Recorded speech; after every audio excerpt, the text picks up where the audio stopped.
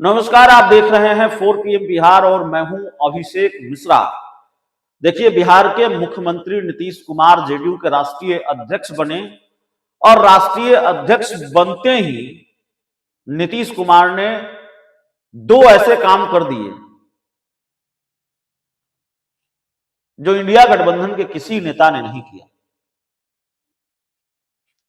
पहला काम अरुणाचल को लेकर या पहला फैसला अरुणाचल को लेकर और दूसरा पहला फैसला सीतामढ़ी को लेकर और दूसरा फैसला अरुणाचल को लेकर।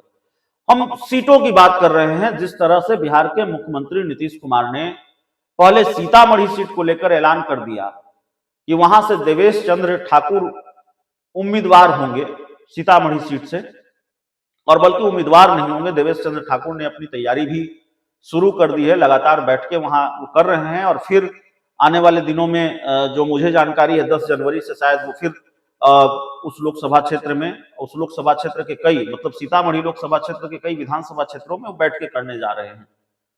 तो पहले सीतामढ़ी सीट को लेकर ऐलान किया, उसके बाद जेडीयू ने अरुणाचल प्रदेश की 2 लोकसभा सीटों में से एक लोकसभा सीट अरुणाचल प्रदेश पश्चिम में से अपने प्रदेश अध्यक्ष को उम्मीदवार बना दिया। तो वहां अरुणाचल प्रदेश में भी एक सीट पर उम्मीदवार उतार दिया, ऐलान कर दिया कि भाई हमारे उम्मीदवार ये होंगे रूही तंगहुंग, जो अरुणाचल प्रदेश के प्रदेश अध्यक्ष हैं जेडीयू के।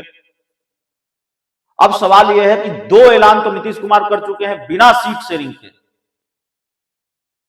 क्या अगले ऐलान के लिए, तीसरे, चौथे, पांचवें, छठे ऐलान के लिए नीतीश कुमार सीट शेयरिंग का इंतजार करेंगे, या अभी बिना सीट शेयरिंग के और भी कई सीटों का ऐलान वो करने वाले हैं, सीटों पर उम्मीदवारों के नाम का ऐलान करने वाले हैं, जैसे सीतामढ़ी को लेकर कर दिया, जैसे अरुणाचल प्रदेश पश्चिम को लेकर कर दिया।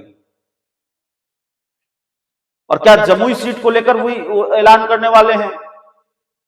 क्या अगला ऐलान दरभंगा सीट को लेकर होगा नीतीश कुमार का? क्योंकि इन 2 सीटों पर तकरीबन स्थिति स्पष्ट नजर आ रही है। जमुई से माना यह जा रहा है कि अशोक चौधरी, जो नीतीश कुमार के करीबी मंत्री हैं, वो चुनाव लड़ेंगे। अशोक चौधरी आज भी जमुई में थे, और वो तब भी जमुई में थे जब उनके तत्कालीन राष्ट्रीय अध्यक्ष ललन सिंह को बहुत दिक्कत थी कि अशोक चौधरी जमुई क्यों जा रहे हैं, बरबीघा और जमुई की पॉलिटिक्स में इंटरफेयर क्यों कर रहे हैं।